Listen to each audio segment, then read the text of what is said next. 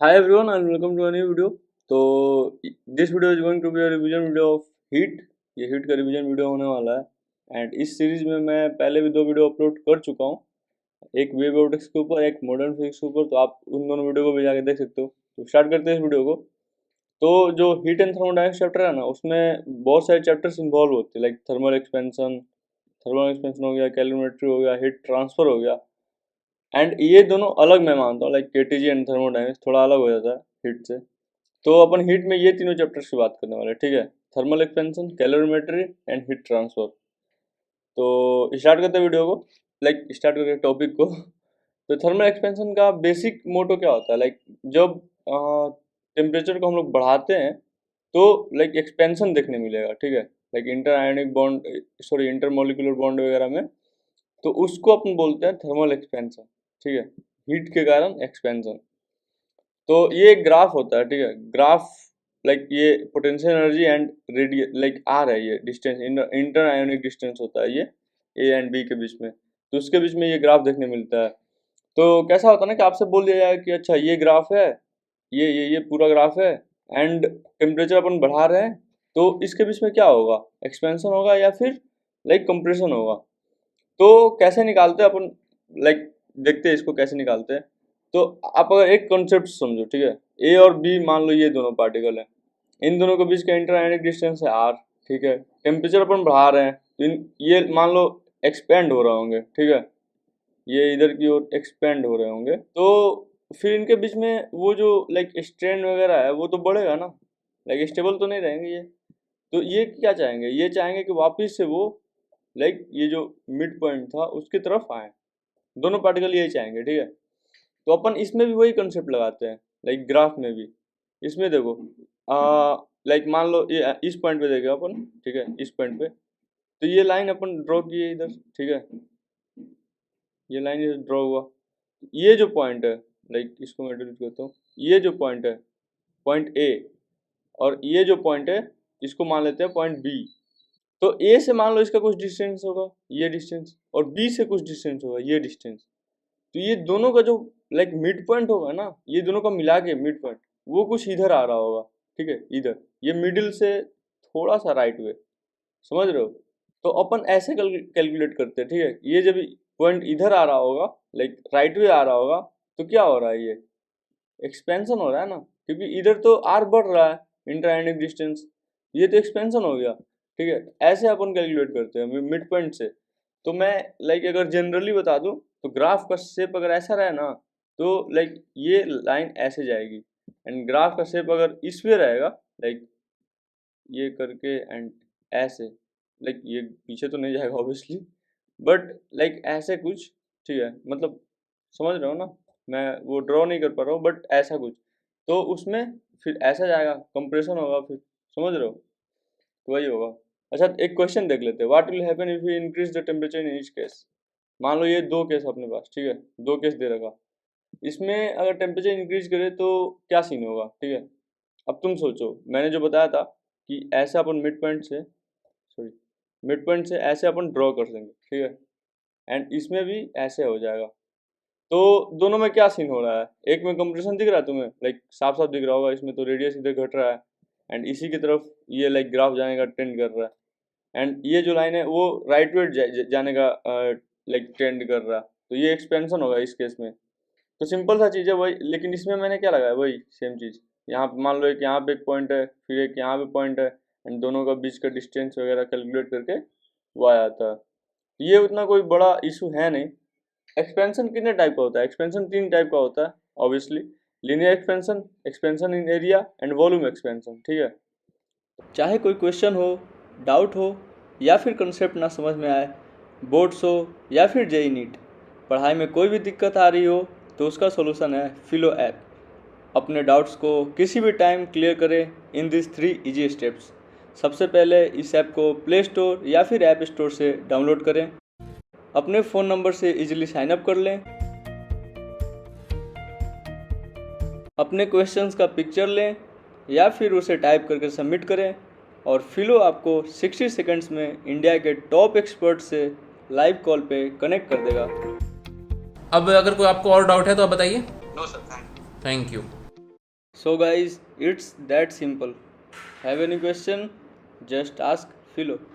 तो देखते हैं कि इन तीनों में होता क्या है, ठीक है। तो फर्स्ट अपने पास लीनियर एक्सपेंशन। लीनियर एक्सपेंशन में क्या सीन है, मान लो एक रॉड है जिसका लेंथ है L not and time T पे उसका समथिंग लेंथ है L and T plus D T पे उसका लेंथ है एल प्लस डी एल, ठीक है। तो जो डी एल रहेगा वो directly proportional to L D T रहेगा, ठीक, क्लियर। लेकिन इस प्रोपोर्शनलिटी साइन को अपन हटाते हैं अल्फा डाल के। अल्फा क्या होता है, कोफिशिएंट ऑफ लीनियर एक्सपेंशन। तो उसी इक्वेशन को अपन आगे बढ़ाएंगे तो क्या आएगा, D L by L equal to alpha D T, ठीक है। एंड दोनों तरफ अपन इंटीग्रेट कर देंगे तो फाइनल इक्वेशन अपने पास ये आता है, लाइक ये आता है L equal to L not e की पावर अल्फा डेल्टा टी। तो एक तुम देखो लाइक ई की power alpha delta T, alpha तो छोटा भी तो हो सकता है बहुत ज़्यादा, लाइक अल्फा जनरली बहुत छोटा होता है क्योंकि तुम देखते हो एक्सपेंशन कितना छोटा होता है। ऐसा थोड़ी होता है कि अगर लाइक हम अपन हिट दे रहे हैं किसी भी रॉड को तो वो डबल हो जाएगा अपने लेंथ के, समझ रहे हो। तो ऐसा नहीं होता ना। तो अल्फा बहुत छोटा होता है। तो अगर ई का एक्सपेंशन अपन ऐसे लिख they like 1 plus x square by 2 factorial वाला जो होता है, तो उसके हिसाब से इसका एक्सपेंशन अपन ऐसे लिख सकते हैं। और जब अल्फा बहुत बहुत ज़्यादा छोटा रहेगा तो जो स्क्वायर वाली टर्म है, जो क्यूब वाली टर्म है, लाइक जितना छोटा रहेगा उसका स्क्वायर उतना ही छोटा रहेगा, लाइक उससे भी ज़्यादा छोटा, समझ रहे हो। तो स्क्वायर वगैरह को अपन निगलेक्ट कर देते हैं एंड इतना ही रख देते हैं। तो इस इक्वेशन को अपन इतना ही रख देते हैं, ठीक है। L equal to L not into 1 plus alpha delta T and delta L हो जाता है L not alpha delta T, क्योंकि बाकी की टर्म्स निगलेक्ट हो जाती हैं। तो यहाँ पे एक क्वेश्चन है, एक मेजर आर्क दे रखा हुआ, ठीक है। एंड ये एंगल थीटा है, लाइक माइनर आर्क का जो एंगल था वो थीटा है, इसका रेडियस आर है। तो अपन अगर टी को बढ़ाएंगे तो आर और थीटा के बीच का लाइक जो इफेक्ट होगा वो क्या होगा।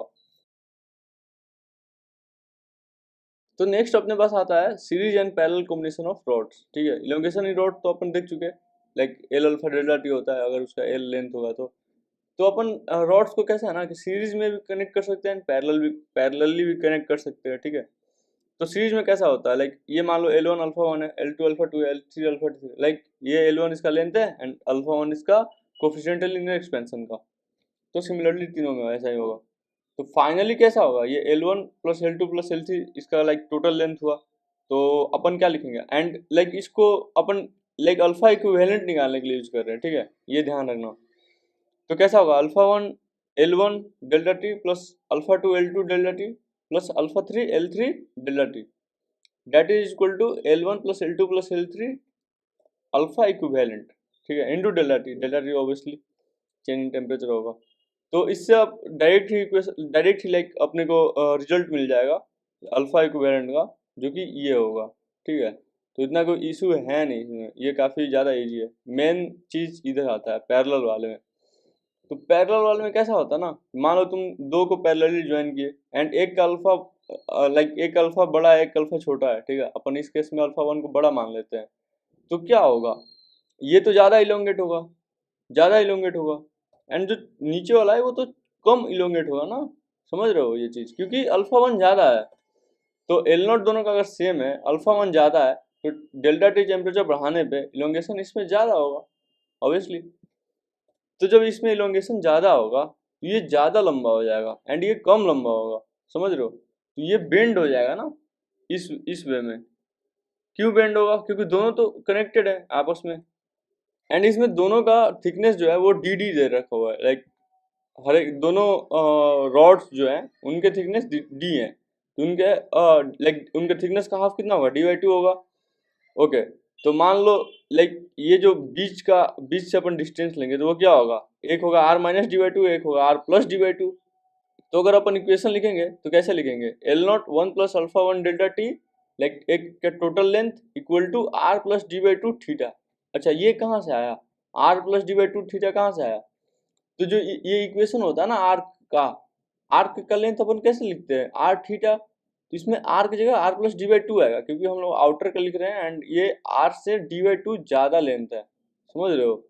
तो वो दोनों का इक्वेशन लिख देंगे एंड फिर वहाँ से कैलकुलेट करने पे अपन के पास आ जाएगा ये इक्वेशन।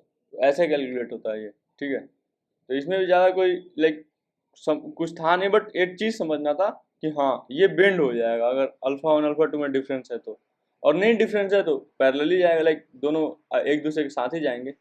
तो एक्सपेंशन इन लेंथ देख चुके हैं अपन, एंड एक्सपेंशन इन एरिया देखना है अब। तो एक्सपेंशन इन लेंथ का तो बस दो ही कॉम्बिनेशन था, पैरेलल एंड सीरीज दोनों देख चुके अपन। तो एक्सपेंशन इन एरिया कैसा होगा, मान लो ये एक रेक्टेंगुलर फिगर है एंड इसमें अपन टेम्परेचर बढ़ा रहे हैं, तो क्या होगा, लेंथ में भी इंक्रीज आएगा एंड ब्रेथ में भी इंक्रीज आएगा ये।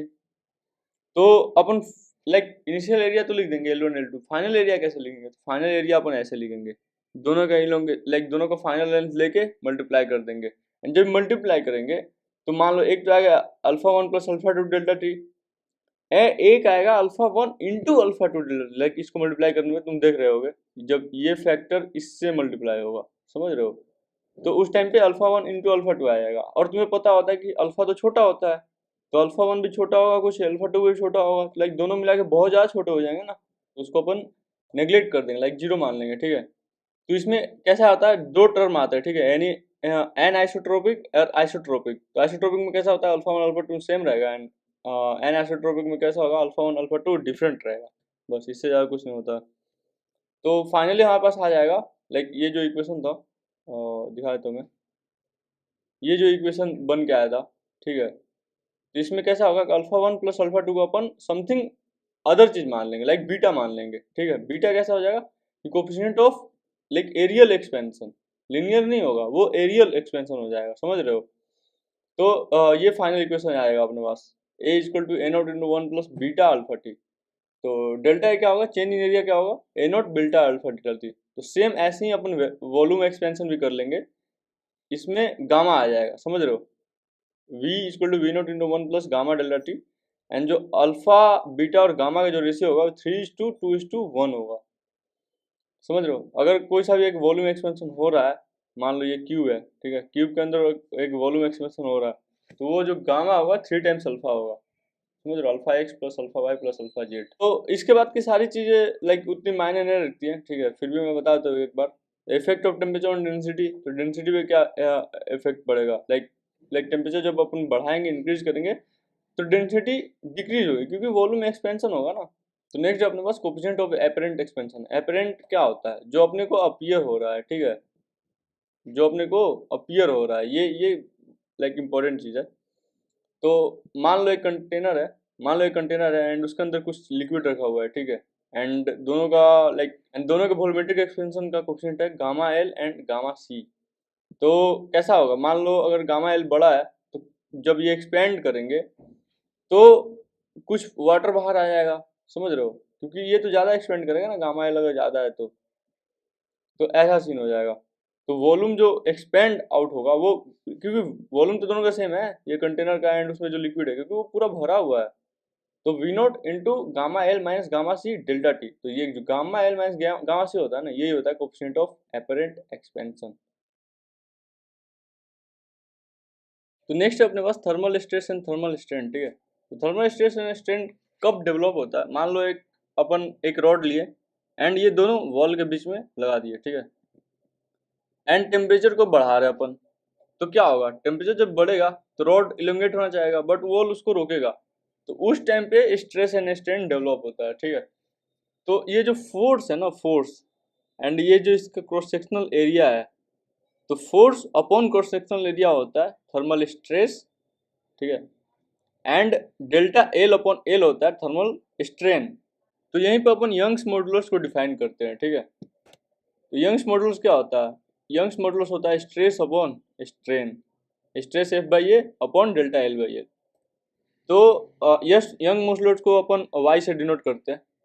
तो यहाँ से ये लाइक आपके पास फॉर्मूला आ जाएगा, अगर फोर्स वगैरह निकालना हुआ, यंग्स मॉडुलस वगैरह दे रखा, इलोंगेशन वगैरह सब चीज़, तो यहाँ से आप फोर्स निकाल सकते हो, ठीक है। ये काफ़ी इंपॉर्टेंट पार्ट होता है, यही सबसे इंपॉर्टेंट पार्ट होता है thermal stress and thermal strain, ठीक है, इस पूरे टॉपिक का। तो ये जो फोर्स है, ये वही फोर्स है जो अपन लगाएंगे अगर टेम्परेचर बढ़ेगा, तो इसका इलोंगेशन रोकने के लिए, किसी भी रॉड का इलोंगेशन रोकने के लिए यही फोर्स अपन लगाते हैं। तो नेक्स्ट चैप्टर अपना कैलोरीमेट्री, ठीक है। तो कैलोरीमेट्री अगेन एक इंपॉर्टेंट चैप्टर होने वाला है अपने लिए।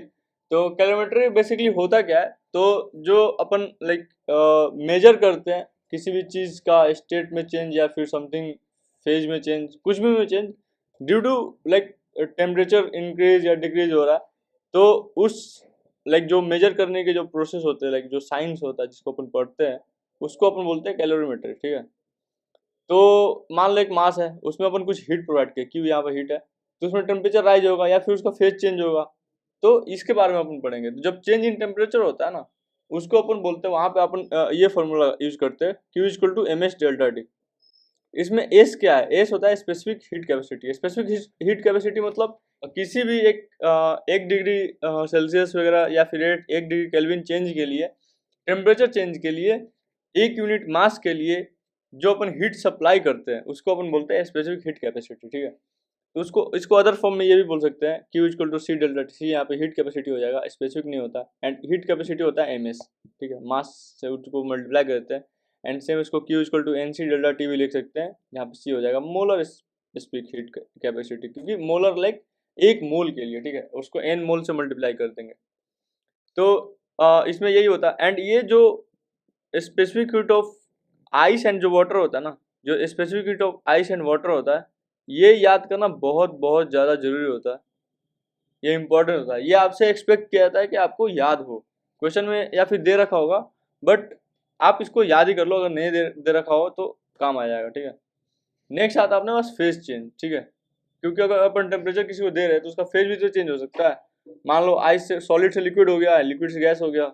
वाटर के लिए वो आइस से लिक्विड वाटर हो सकता है, एंड वाटर से स्टीम बन सकता है।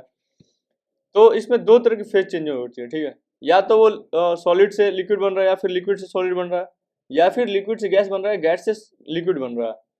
तो लेटेंट हीट क्या होता है, लेटेंट हीट होता है जब फेज डिफरेंस होता है, तो उसमें अपन कितना हीट प्रोवाइड करते हैं जो उसका फेज डिफरेंस हो, समझ रहे हो। फेज डिफरेंस मतलब सॉलिड से लिक्विड, लिक्विड से गैस, तो उसको अपन लेटेंट हीट बोलते हैं। तो लेटेंट हीट दो तरह का होता है, latent heat of vaporisation and latent heat of fusion. तो फ्यूजन में कैसा होता है, सॉलिड से लिक्विड या फिर लिक्विड सॉलिड होता है। वेपोराइजेशन में लिक्विड से गैस या गैस से लिक्विड होता है। तो लेटेंट हीट ऑफ फ्यूजन को अपन ऐसे लिखेंगे, लाइक अगर उसमें अपन को कैलकुलेट करना रहेगा हीट, तो Q equal to M L F, ठीक है, simple mass into latent heat of fusion. And latent of vaporisation में Q equal to M L V. यहाँ पे भी मैं दो चीज बोलूंगा जो कि इंपॉर्टेंट है। एल एफ याद कर लेना वाटर के लिए, एल वी याद कर लेना latent of vaporisation water, latent of vaporisation and latent of fusion water के लिए याद करना बहुत ज्यादा जरूरी होगा, क्योंकि अगर नहीं दे रखा तो खुद से आप तुम यूज कर सकते हो। तो नेक्स्ट टॉपिक अपने पास वाटर इक्विवेलेंट ऑफ कंटेनर, ठीक है। ये भी एक छोटा टॉपिक एंड काफी इंपॉर्टेंट टॉपिक होता है। तो मान लो एक ये कंटेनर है, ठीक है, एंड इसमें मैंने कुछ हीट प्रोवाइड करा Q, ठीक है। मान लो मैंने कुछ इसमें हीट प्रोवाइड करा Q तो नहीं ड्रॉ हो पाएगा। तो मान लो इसमें कुछ मैंने Q हीट प्रोवाइड करा है, इसमें टेम्परेचर चेंज आया मान लो डेल्टा टी, ठीक है। तो इसको अगर water equivalent, like water equivalent होता क्या है मैं ये बता रहा हूँ। तो वाटर इक्विवेलेंट यही होता है कि अगर इसके जगह पे मैं कितना अमाउंट ऑफ वाटर रखूँ, इसके जगह पे मैंने कितना पानी रख दूँ कि सेम जो हीट मैंने ट्रांसफर किया इसमें Q, वही सेम हीट के लिए सेम टेम्परेचर में चेंज आए, मैं इसमें कितना अमाउंट ऑफ वाटर रखूंगा, तो उसी को अपन बोलते हैं वाटर इक्विवेलेंट, ठीक है। वाटर इक्विवेलेंट लाइक मान लीजिए जो बेसिक फॉर्मूला होता है Q equal to M S delta T, तो इसमें कंटेनर के लिए आ जाएगा QC MC S, ठीक है। तो इसको अपन रिप्लेस कर सकते हैं इस पूरे पार्ट से, लाइक देखो QC equal to MC ST delta T था, उसको अपन वाटर इक्विवेलेंट से रिप्लेस कर दिया, तो वाटर इक्विवेलेंट क्या आएगा, MC SC। तो जो मास ऑफ कंटेनर होगा into specific heat of container होगा, इसको मल्टीप्लाई करने पे जो आएगा उसको अपन वाटर इक्विवेलेंट बोलते हैं, ठीक है। अच्छा एग्जांपल ले लेते हैं, लाइक इतना जो हम लोग पढ़े उसमें उसका एग्जांपल ले लेते हैं, सारा का यूज आ जाएगा सबको समझ में, ठीक है। तो मान लो इसमें दिया हुआ है 40 ग्राम ऑफ आइस दे रखा अपने को, टेम्परेचर -50 डिग्री सेल्सियस पे, एक कंटेनर के अंदर है वो, ठीक है, जिसका वाटर इक्विवेलेंट अपने को दे रखा, उसका 10 ग्राम है वाटर इक्विवेलेंट, ठीक है। तो बोलता है क्या कि how much heat is required to make the temperature of the system 60 degree Celsius. अच्छा इसमें मैं कुछ चीज बोलना चाहूंगा, इसमें तुम बस ये देखना, लाइक जितना इन्फॉर्मेशन गैदर हो सके ना उतना इन्फॉर्मेशन गैदर किया जाता है, ठीक है। मेरे को ये दिख रहा है कि 40 ग्राम ऑफ आइस है, ठीक है, -50 डिग्री सेल्सियस पे है, वाटर इक्विवेलेंट 10 ग्राम है, और जो सिस्टम है वो पूरे सिस्टम का 60 डिग्री सेल्सियस लाइक ये है टेम्परेचर है। तो कैसा होगा, आइस तो पहले 0 डिग्री सेल्सियस पे जाएगा -50 डिग्री सेल्सियस से, फिर वो वाटर में कन्वर्ट होगा, समझ रहे हो, फिर वाटर वो 60 डिग्री सेल्सियस पे जाएगा। कंटेनर के लिए कैसा है, कंटेनर सीधे सीधे -50 डिग्री सेल्सियस से 60 डिग्री सेल्सियस पे जाएगा, ठीक है। तो वो अपन कैलकुलेट करेंगे, तो यहाँ पे पहले Q1 आएगा, Q2 आएगा, Q3 आएगा, एंड देन इन टोटल को ऐड कर देंगे, ठीक है। तो ऐड करने में इतना आ जाएगा। जो कंटेनर का होगा वो डायरेक्ट, कंटेनर में देख रहे हो ये डायरेक्ट जो लिखा हुआ ना 110 डिग्री सेल्सियस, ये देखो बस 110 डिग्री सेल्सियस कहाँ से आया, -50 से 60 डिग्री सेल्सियस पे ले जा रहे हैं अपन, ठीक है, -50 से 60 डिग्री सेल्सियस पे ले जा रहे हैं। कंटेनर के लिए कोई नहीं है, कंटेनर पिघलेगा नहीं, ठीक है, कंटेनर ऐसा नहीं है कंटेनर लाइक उसका सॉलिड से लिक्विड हो जाएगा और ऐसा कुछ नहीं है। कंटेनर उसका वाटर एलिमेंट 10 था एंड इंटू 110 हो जाएगा उसका टेम्परेचर चेंज एंड सीधा आएगा। तो क्यू टोटल अपन इन दोनों को जोड़ देंगे तो 7700 आ जाएगा, लाइक 7700। तो ये क्वेश्चन मैंने लिया लाइक सब चीज समझाने के लिए, जितना कुछ अपन पढ़े हुए हैं सबका यूज आ गया इसमें। तो नेक्स्ट चीज अपन देखेंगे हीटिंग कर्व, ठीक है, हीटिंग कर्व होता क्या है। हीटिंग कर्व में बेसिकली अपन टोटल जो प्रोसेस होता है उसका कर्व बनाते हैं, ठीक है। तो इसमें जो slope like T versus Q का ग्राफ बन रहा है, तो स्लोप क्या होगा 1/ms, 1/ms कहाँ से है, delta T upon ms delta T, तो डेल्टा टी से डेल्टा टी कैंसिल हो जाएगा एंड अपने पास ms रह जाएगा। तो कैसा होगा ना कि किसी को अगर याद होगा वाटर के लिए बस, तो वाटर से तुम कंपेयर कर सकते हो, एस ऑफ वाटर कैसा था, ज्यादा था, तो टेन थीटा वन क्या होगा, कम होगा। लाइक ये जो इसका ये है क्या बोलते हैं इसको, स्लोप बोलते हैं, तो स्लोप इसका कम होगा, ठीक है, यहाँ पे तुम देख भी रहे होगे, एंड इसका स्लोप ज्यादा है, देखो लिक्विड का, तो ऐसा होता है। एंड ग्राफ में तुम एक और चीज देखो, जब ये फेज चेंज हो रहा है ना, फेज चेंज हो रहा है, तो डेल्टा टी जीरो है, ये लाइक ये पूरे लाइन के लिए डेल्टा टी है ही नहीं, कुछ भी जीरो है, टेम्परेचर में कुछ चेंज ही नहीं हो रहा, डेल्टा टी जीरो होगा ना ऑब्वियसली। तो यही था बेसिकली। तो नेक्स्ट अपने पास मिक्सिंग ऑफ टू और मोर सब्सटेंसेस। मान लो किसी दो सब्सटेंस को अपन मिक्स कर रहे हैं, ठीक है, तो टोटल जो हीट लॉस होगा ना वो होगा टोटल हीट गेन के बराबर। क्या लाइक कोई बोले कि ये क्या हुआ, लॉस गेन के बराबर हो रहा है तो कैसा होता है ना कि टोटल हीट तो कंजर्व रहेगा ना।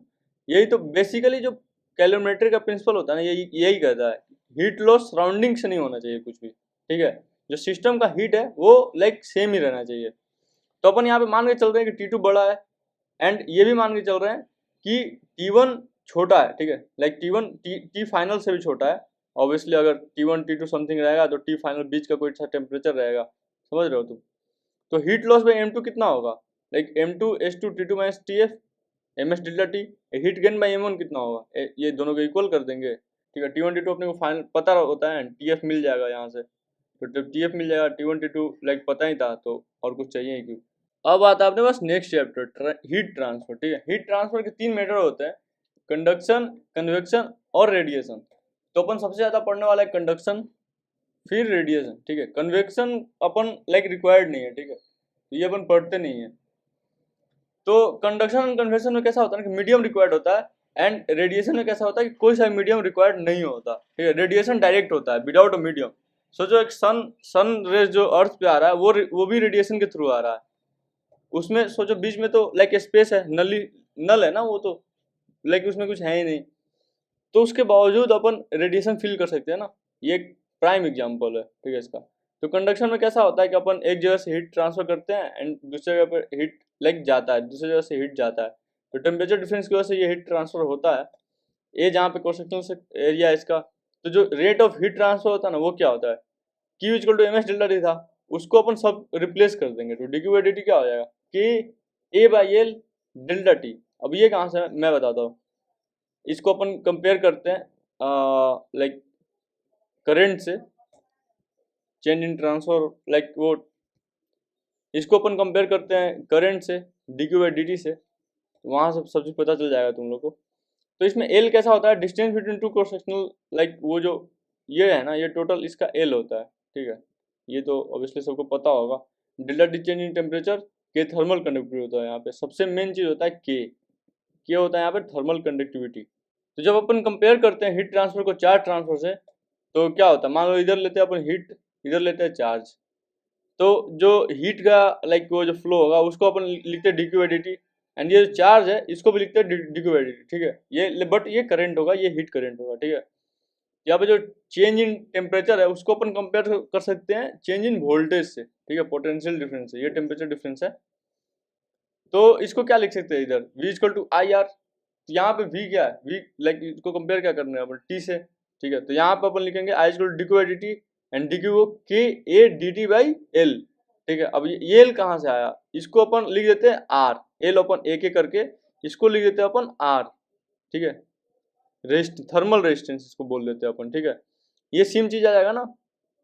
Like I equal to delta T by R, I equal to V by R. Delta T क्या था अपना potential difference, sorry delta T अपना टेम्परेचर डिफरेंस, एंड उसको अपन पोटेंशियल से तो कंपेयर कर रहे थे, तो वही सेम चीज होता है। के यहाँ पे होता है थर्मल कंडक्टिविटी, वहां पे होता था सिग्मा कंडक्टिविटी, ठीक है। तो इससे ज्यादा चीजें क्लियर हो सकती है तुम्हें, क्योंकि अपन चार्ज के साथ तो बहुत ज्यादा लाइक फेमिलियर रहते हैं करंट वगैरह के साथ, बट अपन हीट के साथ उतने फेमिलियर नहीं होते। तो नेक्स्ट अपने पास heat transfer in different shape, ठीक है। तो कैसा होता है ना कि अपन रॉड के लिए तो देख ही चुके नॉर्मल सा लाइक के ए बाई एल डी टी, तो यही सेम लाइक रेजिस्टेंस अगर निकाल लोगे ना तो उसी से लाइक हो जाएगा, लाइक कंपेयर करके अपन V equal to I R था तो उससे अपन कंपेयर कर सके निकाल सकते हैं, ठीक है।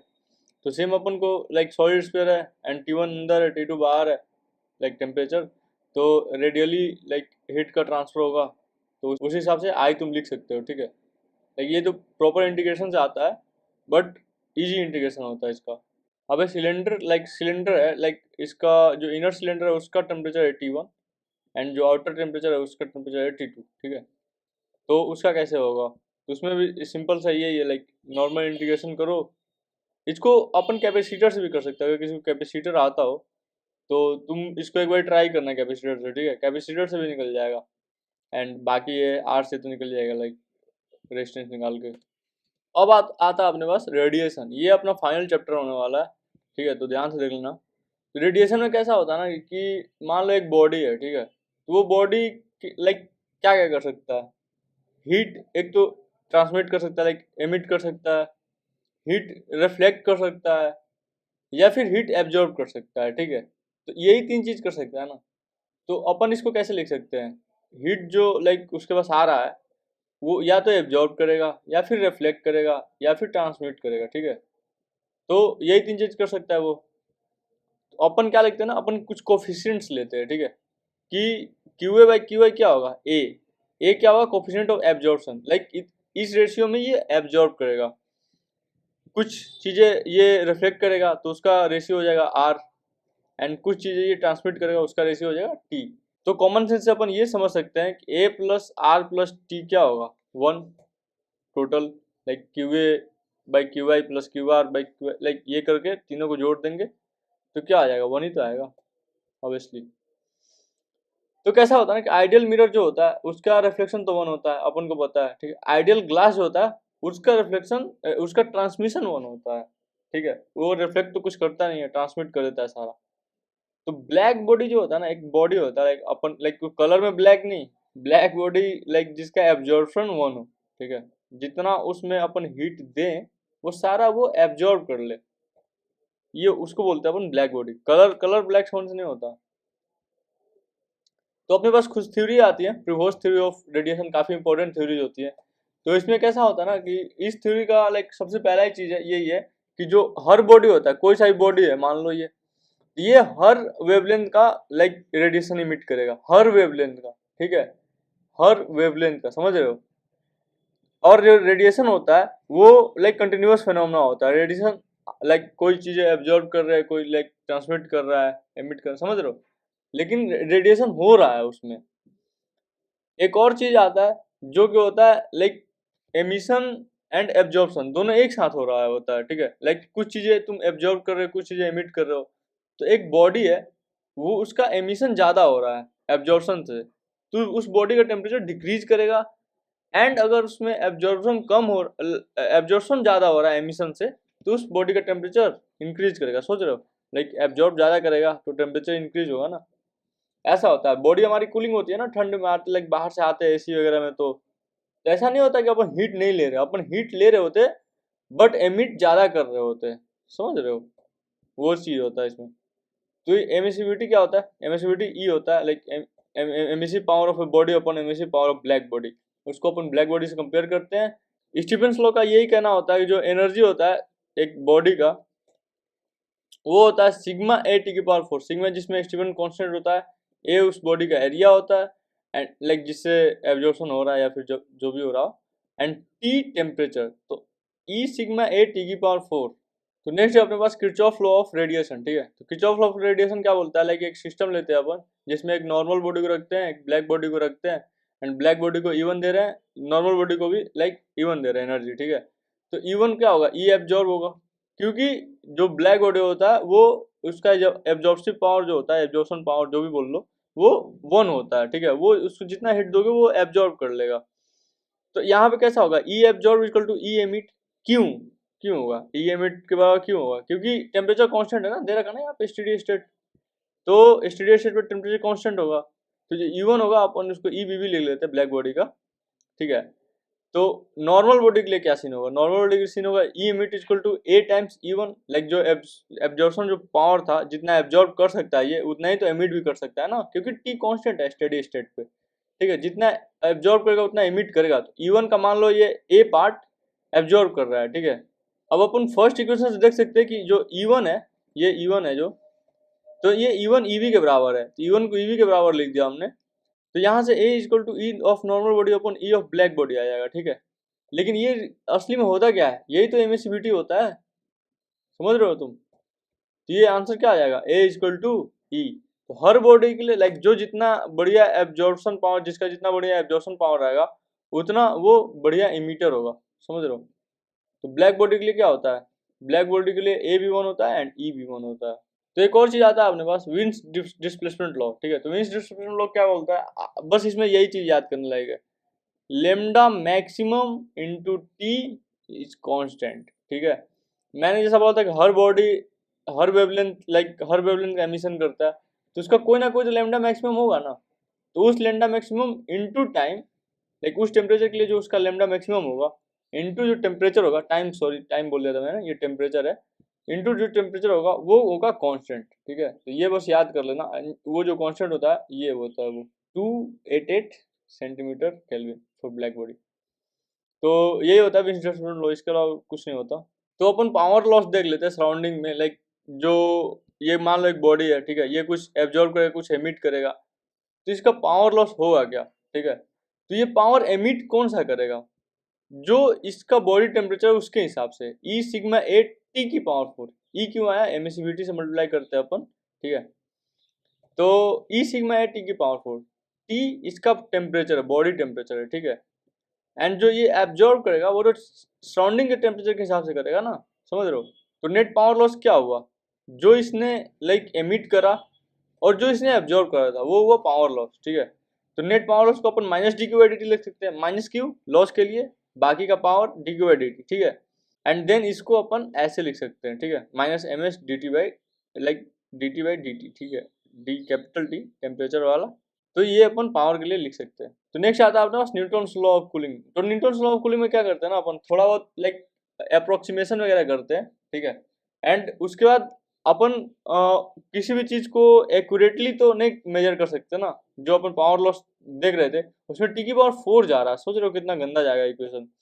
तो उसमें अपन कुछ कुछ अप्रोक्सीमेशन करते हैं एंड जो फाइनल रिजल्ट होता है मैं बता दूँ, लाइक ये तुम कैलकुलेशन वगैरह पार्ट देख सकते हो, ऐसा सच कोई इम्पोर्टेंट है नहीं, ठीक है। बस वो ये चीज़ ध्यान होना चाहिए, उसका तुम सब चीज़ कर लोगे एक बार, लेकिन देख लेना कैलकुलेशन वाले पार्ट को। तो फाइनली अपने को ये याद रखना होता है, ठीक है, जो minus D T by D T होता है like rate of change in temperature, वो होता है T minus T S. T S क्या होता है, टी सराउंडिंग। एंड मान लो अगर ये D T by D T है ना, ये अगर लाइक यहाँ पे मान लो ये पॉजिटिव लिखा रहता तो ये क्या होता है, रेट ऑफ हीटिंग होता है ऑब्वियसली, निगेटिव है तो रेट ऑफ कूलिंग होगा, इसलिए इसको न्यूटन्स लॉ ऑफ कूलिंग बोलते हैं ना। एंड ये काफ़ी इंपॉर्टेंट होता है, इसको ध्यान रखना। अपन ये पूरे क्वांटिटी को के मान लेते हैं, अगर तुम पिछले वाले इक्वेशन में देखोगे तो तुम्हें याद आएगा, लाइक मैं दिखाता हूँ, ये चीज़ ये रेड वाली ये पूरी चीज़ इसको अपन के मान लेते हैं, ठीक है। तो इसका ग्राफ ऐसा कुछ बनता है न्यूटन्स लॉ ऑफ कूलिंग का, ठीक है, ये एक्सपोनेंशियल डिक्रीजिंग ग्राफ होता है ये।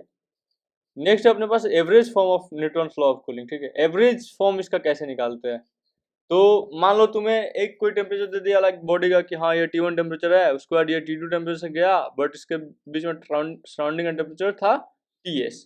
तो वही होता है, जो T को अपन क्या करते हैं ना, बॉडी का टेम्परेचर थ्रू आउट दो ये तो सेम रहता नहीं है, ठीक है। मान लो थोड़ा सा सेम रह भी गया, बट मान लो बॉडी का टेम्परेचर चेंज होता है ना, थोड़ा सा के लिए चेंज होता है, लाइक TS के सामने उसको अपन एवरेज ले सकते हैं, उस केस में अपन एवरेज ले लेते हैं। T1 initial temperature, T2 final temperature body का, डिवाइड बाई 2 माइनस TS। और के निकालने के लिए तुम्हें कुछ ना कुछ इक्वेशन में ऐसा कुछ दिया रहेगा जिससे तुम के निकाल पाओ, ठीक है। तो ये भी काफ़ी ज़्यादा इंपॉर्टेंट होता है। एंड यहीं पे अपना हीट खत्म होता है, लाइक पूरा पूरा चीज़ मैंने कवर करने का ट्राई किया था, होप सो कवर भी कराओ। तो मिलते हैं नेक्स्ट रिवीजन वीडियो में। इस वीडियो के लिए इतना ही रखते हैं। नी गल सुन ले चंडीगढ़ वाली तेरा हुस्न तिखी तलवार